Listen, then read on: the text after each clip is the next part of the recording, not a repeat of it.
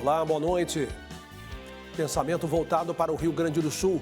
Igreja no Brasil se une em oração e solidariedade. Dioceses realizam ações para ajudar vítimas das enchentes do Rio Grande do Sul. Inundações no aeroporto de Porto Alegre. Voos estão suspensos por tempo indeterminado. Receita Federal adia prazo de entrega da declaração de imposto de renda para moradores do Rio Grande do Sul. Antes e depois dos temporais no sul, imagens de satélite mostram a dimensão da tragédia climática no estado gaúcho. Papa defende reparação às vítimas de abuso. Francisco afirma que a ação contribui para a reconciliação entre os homens. O Canção Nova Notícias está começando, a serviço da vida e da esperança.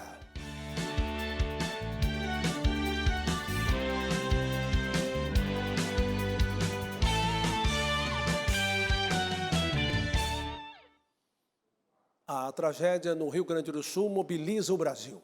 Aliado às manifestações de solidariedade de todo o país, Exército, Marinha e Aeronáutica e diversas instituições atuam para dar apoio aos gaúchos.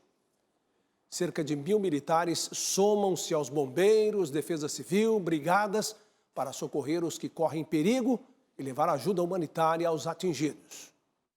Resgatar pessoas isoladas, realizar socorros médicos, distribuição de água, alimentos, donativos e auxílio na recuperação da infraestrutura danificada.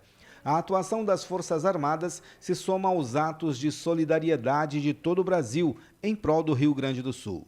Além das forças que atuam em território gaúcho, mais de 1.300 militares dão apoio aos moradores dos municípios atingidos. Aeronaves, embarcações, viaturas auxiliam no socorro às vítimas das enchentes. O hospital de campanha instalado em Lajeado conta com enfermaria e consultórios para atendimento e triagem. A cheia dos rios gaúchos levará dias para voltar aos patamares de segurança, de acordo com o Ministério do Desenvolvimento Regional. Já a Marinha anunciou que 8 embarcações de médio e pequeno porte, 2 estações móveis para tratamento de água, capazes de produzir 20 mil litros de água potável por hora, 40 viaturas, médicos, enfermeiros e outros 200 militares estão sendo enviados para o socorro e atendimento aos moradores. Serviço ao outro, disponibilidade, mobilização, solidariedade. Palavras que definem as ações que chegam ao Rio Grande do Sul e mostram a cada dia: somos um só povo, cheio de esperança e vida, que nascem da unidade, da fraternidade. As inundações no Rio Grande do Sul já provocaram a morte de 90 pessoas. Outras 131 continuam desaparecidas. Os números da Defesa Civil dão conta de que mais de 1.400.000 vítimas foram prejudicadas pelos temporais. O repórter Tomás Guarese está no Rio Grande do Sul e mostra como foi a movimentação no dia de hoje. As necessidades aqui da região metropolitana só aumentam. As famílias que não foram atingidas acolhem em suas casas os desabrigados, pessoas conhecidas e até desconhecidas. Alguns vão em imobiliárias, alugam casas e oferecem para o acolhimento de famílias inteiras. Estas são algumas das maneiras encontradas para ajudar quem não tem para onde ir. O salvamento de pessoas isoladas ou a saída das pessoas de suas casas é a grande preocupação.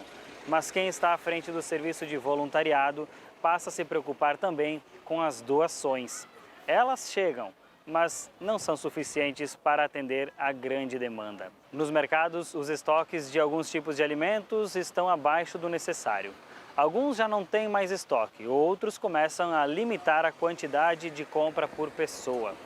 Por isso, é extremamente importante o esforço para que itens essenciais de cesta básica de limpeza, colchões e roupas de cama possam ser doados de outras regiões do país. Os valores doados ajudam na compra de mantimentos de maneira mais urgente, mas está chegando a hora de buscar com a boa vizinhança as doações de forma física. E o trabalho não tem previsão de acabar. É a generosidade escancarando portas e corações.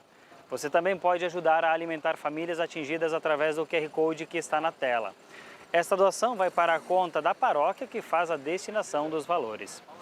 De Estância Velha, região metropolitana de Porto Alegre, Tomás Guarese, para Canção Nova Notícias. E seguimos falando da realidade no Rio Grande do Sul, porque entre as consequências das chuvas está a dificuldade de acesso às áreas afetadas. Nós vamos chamar então Elane Gomes, que tem mais informações. Elane, boa noite.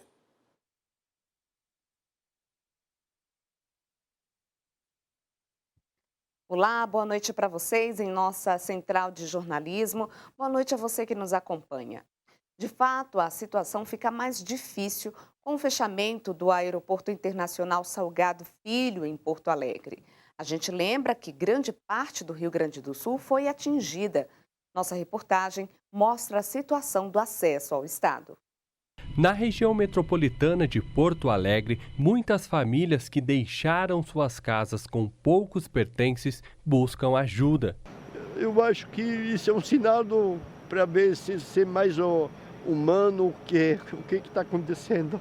Eu não sei o que está acontecendo nesse mundo. Voluntários tentam auxiliar como podem. Na verdade, a gente está meio sem saber o que fazer. Encontramos esse ponto aqui onde a polícia está resgatando as pessoas e a gente está se voluntariando para poder ajudar. Com o Aeroporto Internacional de Porto Alegre fechado, a base aérea de Canoas, na região metropolitana da capital gaúcha, recebe doações e equipes de resgate.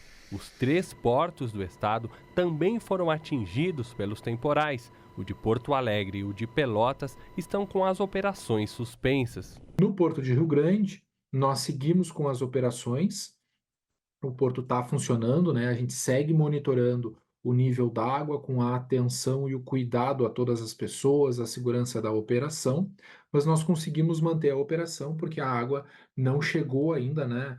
Em cotas de inundação. Quem tenta entrar no estado pelas rodovias também enfrenta dificuldades. Em média, 12 linhas de ônibus saem todos os dias aqui do terminal rodoviário do Tietê em direção ao Rio Grande do Sul. A maioria, que tinha como destino a cidade de Porto Alegre, foi cancelada. Assim como no aeroporto e na rodoviária da capital do estado, as operações dos portos também estão sem previsão para serem retomadas. Aproximadamente 30% do PIB do nosso estado passa pela estrutura do porto. O primeiro ponto é baixar a água. Depois que essa água, tiver baixado, aí é poder analisar todo o prejuízo causado. No primeiro ponto, o cuidar da vida das pessoas e no segundo momento a gente olha para a questão da operação como um todo. Mesmo diante de todos os desafios, os gaúchos não perdem a esperança. No domingo ainda, quando o Papa Francisco, na mensagem dele, pediu orações ao Rio Grande do Sul, depois isso também foi muito compartilhado aqui, porque é um momento bem difícil que o estado todo passa, né? Então, é fundamental nesse momento, né, a fé para a gente poder passar por isso. Dioceses do estado de São Paulo se mobilizam para enviar ajuda em dinheiro e suprimentos ao Rio Grande do Sul. Nossa reportagem mostra algumas dessas ações. Diante da tragédia, a solidariedade. Muitos estão se movimentando para ajudar quem mais precisa no Rio Grande do Sul. Na Diocese de Piracicaba, o auxílio acontece em parceria com o grupo Exército de Formiguinha. Desde a última sexta-feira, alimentos e água são arrecadados. Amanhã nós temos provavelmente a partida do primeiro caminhão. São caminhões de transportadoras que vêm para São Paulo, voltariam vazios. Se tenta, junto com essas transportadoras, fazer esse trabalho. Os caminhões que voltariam para o sul, agora eles voltam carregados de doação. Na Arquidiocese de São Paulo, as ações estão concentradas na Caritas. O objetivo é arrecadar doações via Pix que chegarão às dioceses atingidas no Rio Grande do Sul, além de convocar voluntários para ajudar no Fundo Social da Defesa Civil. Nós divulgamos os nossos canais, tanto da Caritas e toda a Arquidiocese, da PASCOM, dos serviços de comunicação da Arquidiocese, o Pix dessa oferta espontânea de cada um. Nós estamos também enviando voluntários aqui para o Fundo Social aqui da capital. Ações acontecem no Brasil inteiro. Na Diocese de Rondonópolis, no Mato Grosso, toda a comunidade foi convidada a fazer doações. O objetivo é enviar 5 carretas com esses produtos para as regiões afetadas no Rio Grande do Sul. Vamos nos unir nesta grande campanha Ação Solidária. Foi montado um grupo emergencial que está organizando essa campanha. Então, se o nosso papel de cristão é de olhar para aqueles que realmente estão passando por essa necessidade, e o mínimo que a gente pode fazer é contribuir. Nós fazemos a caridade porque nós encontramos Cristo no outro. E porque nós encontramos Cristo no outro, é que nós precisamos estender a mão para socorrer essas pessoas. A Receita Federal estendeu o prazo para os gaúchos entregarem a declaração do imposto de renda. E a gente vai para Brasília buscar essas informações, porque quem tem essas informações é Ronaldo da Silva. Boa noite, Ronaldo. Boa noite a vocês, a nossa equipe e a você que de todo o Brasil agora nos acompanha. Os moradores do Rio Grande do Sul terão 3 meses a mais para entregar a declaração do imposto de renda. O prazo foi ampliado para 31 de agosto. O adiamento foi publicado em edição extraordinária do Diário Oficial da União. Por causa da situação de calamidade no estado, os moradores de 336 municípios do Rio Grande do Sul terão mais tempo para apresentar a declaração do imposto de renda. A entrega da documentação poderá ser feita até o último dia de agosto. O prazo para o restante do país permanece até 31 de maio. A ampliação do prazo também vale para outros tributos federais, incluindo parcelamentos com vencimentos em abril, maio e junho deste ano, que poderão ser quitados até setembro. Outra medida também publicada no Diário Oficial da União é referente ao pagamento das taxas do Simples Nacional, válido para microempreendedores do Rio Grande do Sul. O ministro da Fazenda, Fernando Haddad, disse nesta terça-feira que a prorrogação da cobrança de tributos federais de empresas estaduais afetadas é uma realidade. Um conjunto de medidas para fazer chegar linhas específicas para cumprir a nossa missão, que é ajudar na reconstrução do Estado. O Tribunal Superior do Trabalho determinou a suspensão da contagem de prazos processuais das varas do trabalho localizadas no Rio Grande do Sul até o dia 10 de maio. O TST também suspendeu audiências e sessões de julgamento por teleconferências, perícias e cumprimentos de mandados e atendimentos presenciais. Governo e Congresso seguem na tarefa de encontrar soluções para a destinação de recursos federais ao Rio Grande do Sul. O Estado vai precisar de um aporte considerável para reconstruir estradas, infraestrutura e restabelecer os serviços de distribuição de água e energia. No Congresso, o crédito extraordinário deve ser aprovado por meio de emendas. Já o governo anunciou a liberação de mais de 500 milhões de reais. Em entrevista ao canal Gov na manhã de hoje, o presidente disse que não vão faltar recursos para a reconstrução do Rio Grande do Sul. Lula afirmou que a prioridade é o restabelecimento dos serviços públicos de saúde e educação. O emergencial vai ser liberado a partir de hoje. Vários ministérios já têm autorização para começar a liberar os recursos iniciais para os primeiros socorros. E depois a gente vai trabalhar junto com o governador o projeto.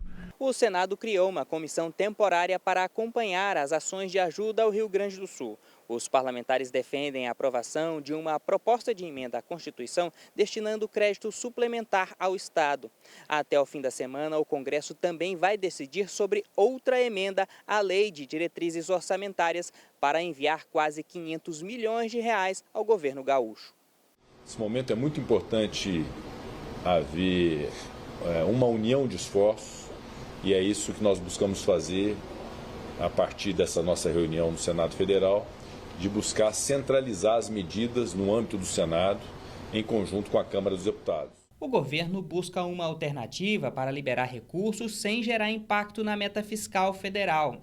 Não há uma estimativa dos valores que serão necessários para as ações.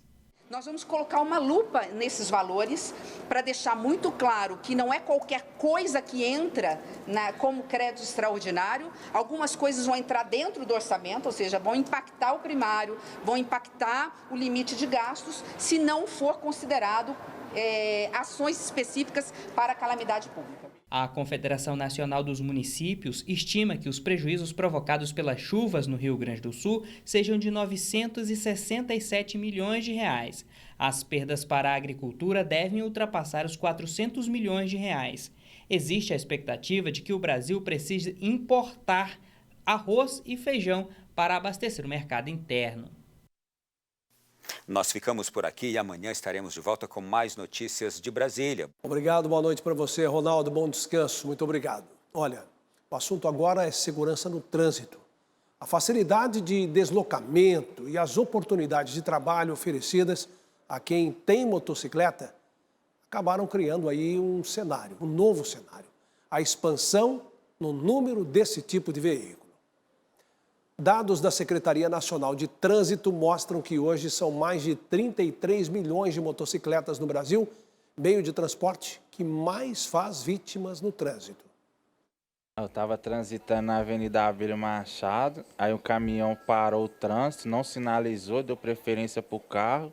Para mim não bater de frente, eu joguei a moto para o lado e ficou minha perna. Quebrei o joelho, a canela, o tornozelo e desloquei a clavícula. O acidente de Aron aconteceu há cerca de uma semana no trajeto para o trabalho. Ele ficou em estado grave e foi encaminhado para o Complexo Hospitalar João 23, maior pronto atendimento de Minas Gerais. Só no ano passado, mais de 8.500 vítimas de acidentes de trânsito foram atendidas nessa unidade. Mais de 65% eram ocupantes de motocicleta, números que em 2024 podem ser maiores, levando em conta os dados dos primeiros meses do ano. De janeiro a abril, foram mais de 2.300 atendidos por este motivo, número 30% superior ao mesmo período do ano passado. Dados considerados preocupantes para a instituição, que aproveita o mês dedicado à conscientização no trânsito para alertar a essa realidade. A maioria das pessoas que chega trabalha com motocicleta. Não necessariamente é entregador. Ele pode usar a motocicleta para ir trabalhar ou se desloca no trabalho de motocicleta. Mesmo um acidente leve com a moto pode causar uma lesão grave.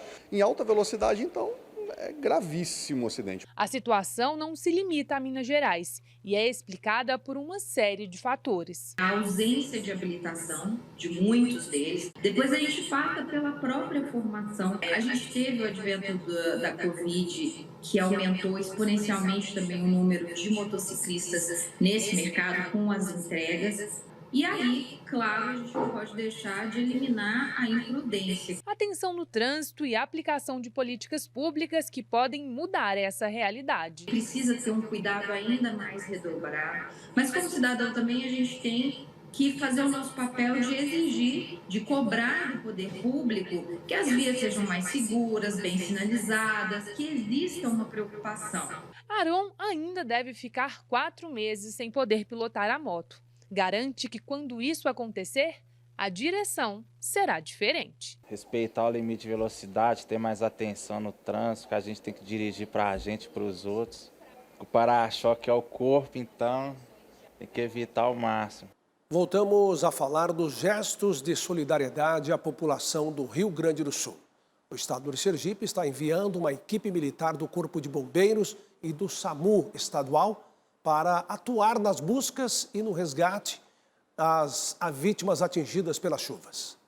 9 militares saíram aqui de Aracaju na noite do último domingo. Os integrantes são especialistas em catástrofes e, inclusive, participaram da busca e salvamento de pessoas após o rompimento da barragem de Brumadinho em 2019. Fomos demandados pelo gabinete de crise da Liga Bom, que está fazendo a gestão de todos os corpos de bombeiros lá no Rio Grande do Sul. Eles solicitaram 9 militares especialistas nas áreas de inundações. Nós prontamente recrutamos esses militares, bem como toda a estrutura demandada para a missão.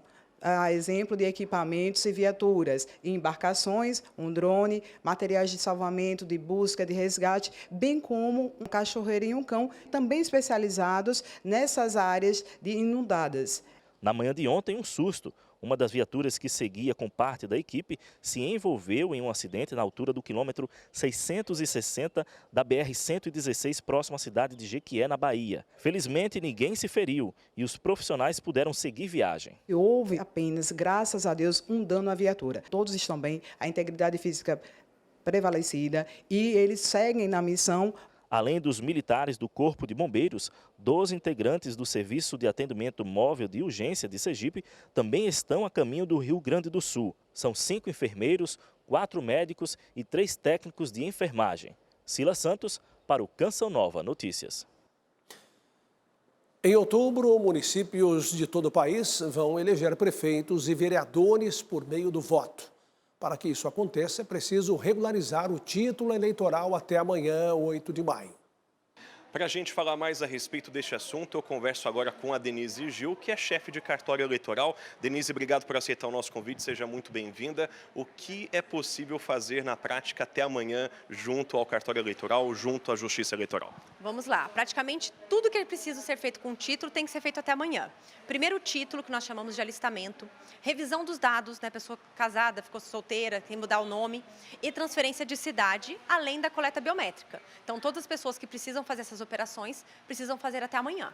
Perfeito. E com relação ao título de eleitor, para quem vai tirar o título, esses adolescentes aí a partir de 16 anos, que estão aptos a votarem neste pleito eleitoral que se aproxima no mês de outubro, o que deve ser feito aqui também? Vamos lá, ele precisa comparecer com o RG, que é um documento oficial com foto, e comprovante de residência recente da cidade em que mora, no nome dele ou dos pais. E se tiver 19 anos, for menino, né, e tiver 19 anos feitos, ou que vai fazer em 2024, o alistamento militar. Com certeza. E com relação à situação do título, tem muita gente que às vezes fica perdida porque deixou de votar ou esqueceu de justificar. O que também deve ser feito? Amanhã também tem essa atenção quanto ao prazo, né? O importante é o eleitor verificar se seu título está em situação cancelada. Se tiver em situação cancelada, é obrigatório que ele compareça ao cartório para poder fazer uma revisão dos dados ou uma transferência, né, fazer um novo título. Caso esse título não esteja cancelado, é possível que ele faça apenas o pagamento da multa, né, para regularização, e aí pode ser inclusive pelo site. Dá tempo ainda do pessoal vir com tranquilidade e fazer todos os processos da melhor maneira possível? Pelo menos aqui em Guaratinguetá nós estamos surpresos, o movimento está baixo, perto do que a gente esperava, já que nós temos aí quase 19 mil eleitores cancelados. Então, realmente é uma situação que, assim, nos alarmou, né? Mas a gente imagina que amanhã, que é o último dia efetivamente, vai ter muito movimento. Maravilha. Obrigado mais uma vez pela sua atenção. De Guaratinguetá, Emerson Tersigni, para o Canção Nova Notícias. Olha, devido à situação de calamidade pública decretada pelo governo gaúcho, o fechamento do cadastro eleitoral será prorrogado por 15 dias a partir de amanhã em todo o estado do Rio Grande do Sul. A medida foi tomada pelo Tribunal Superior Eleitoral em apoio à população gaúcha afetada pelas fortes chuvas. Vamos lá.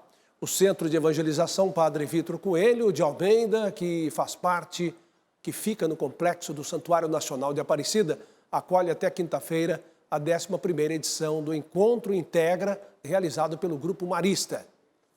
O evento gratuito oferece a oportunidade de uma reflexão sobre a temática: educar para o desenvolvimento sustentável.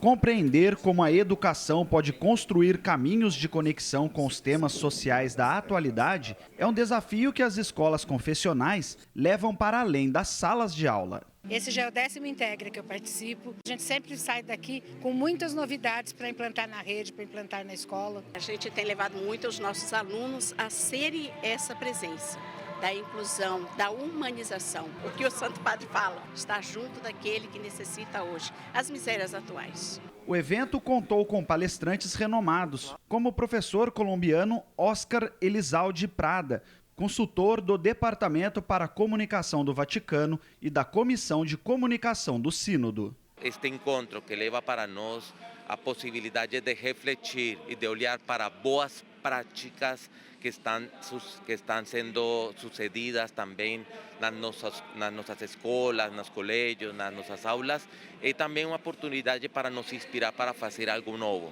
O Pacto Global é um chamado do Papa Francisco para que todas as pessoas no mundo, instituições, igrejas e governantes, priorizem a educação humanista e solidária como forma de transformar a sociedade. O Papa, porém, disse que para mudar o mundo precisa, antes de mudar a educação, porque ainda há muita desigualdade, injustiça, uma educação de excelência só para alguns.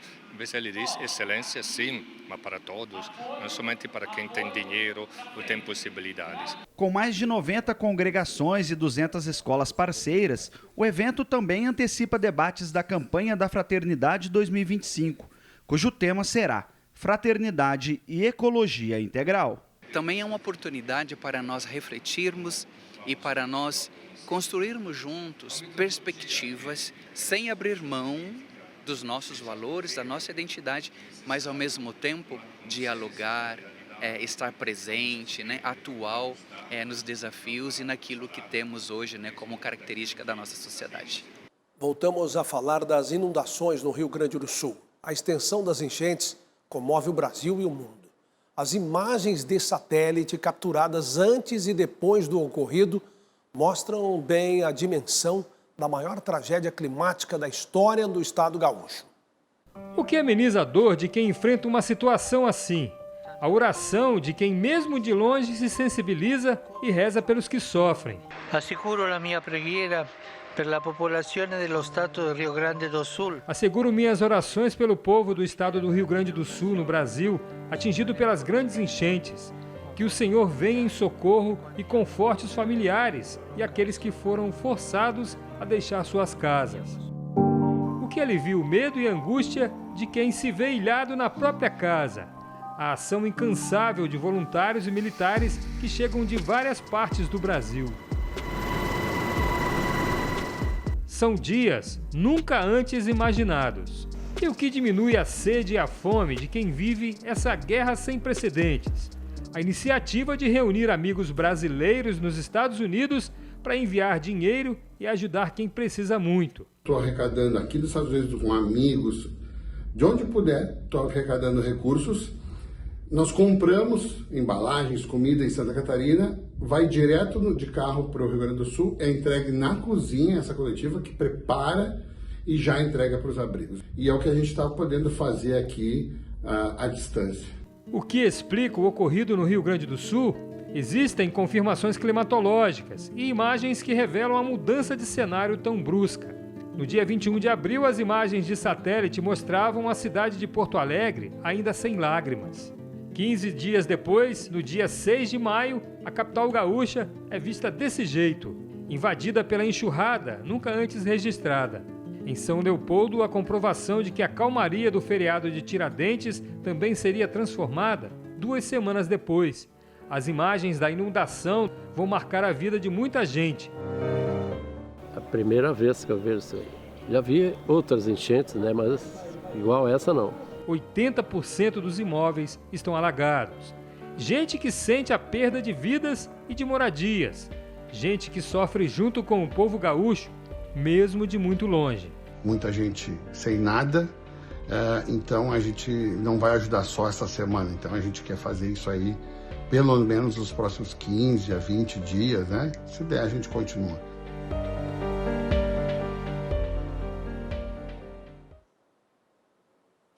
As imagens são mesmo impressionantes, né? Vamos saber agora como fica a previsão do tempo para amanhã em todo o Brasil. Uma segunda frente fria atinge o Rio Grande do Sul amanhã. O fenômeno aumenta a possibilidade de chuva e deixa o estado em alerta. A junção dos ventos úmidos que vêm do norte com o calor do centro-sul do país formam nuvens carregadas e geram temporais. Podem ter rajadas de vento de 100 km por hora e acúmulos de até 100 milímetros de chuva. Há possibilidade de temporais nos Pampas, na região central do estado, em Campanha e no extremo sul gaúcho. Chove também na Serra Gaúcha e Catarinense e no litoral sul de Santa Catarina. Do extremo norte do Rio Grande do Sul até o Paraná, o tempo fica firme. Amanhã, em Porto Alegre, as temperaturas variam entre mínima de 21 e máxima de 29 graus. No outro extremo do país também tem previsão de temporais. Os estados atingidos são Amapá, Pará, Amazonas e Roraima. No Nordeste, chove em praticamente toda a região. O destaque é a área de Alagoas ao Rio Grande do Norte. O ar seco predomina no interior do Brasil e pode causar queimadas em São Paulo, Goiânia e no Mato Grosso. No centro-oeste, sol e calor continuam em praticamente todos os estados. Chuva apenas no norte do Mato Grosso. As máximas para amanhã chegam a 32 graus em São Paulo e Cuiabá 35. Como parte da celebração do jubileu de 350 anos das aparições do Coração de Jesus, a Santa Margarida Maria Alacoque, o Papa Francisco recebeu esta semana os participantes da convenção Reparar o Irreparável. Em meio a tantas guerras e tragédias, como a vivida pelos moradores do Rio Grande do Sul, ecoam as palavras do Santo Padre. No rosto de Deus ainda escorrem muitas lágrimas. Ao se encontrar nos últimos dias com os participantes da convenção Reparar o Irreparável, que celebram os 350 anos das aparições de Jesus a Santa Margarida Maria, o Papa Francisco afirmou que a reparação é totalmente manifestada no sacrifício da cruz. A novidade é que ele revela a misericórdia do Senhor para com o pecador. Quantas lágrimas ainda escorrem pela face de Deus, enquanto nosso mundo experimenta os abusos contra a dignidade da pessoa, mesmo dentro do povo de Deus, disse Francisco. De acordo com o pontífice, Jesus pediu a Santa Margarida Maria atos de reparação pelas ofensas causadas pelos pecados dos homens. Se esses atos consolaram o seu coração, isso significa que a reparação pode consolar o coração de cada pessoa ferida.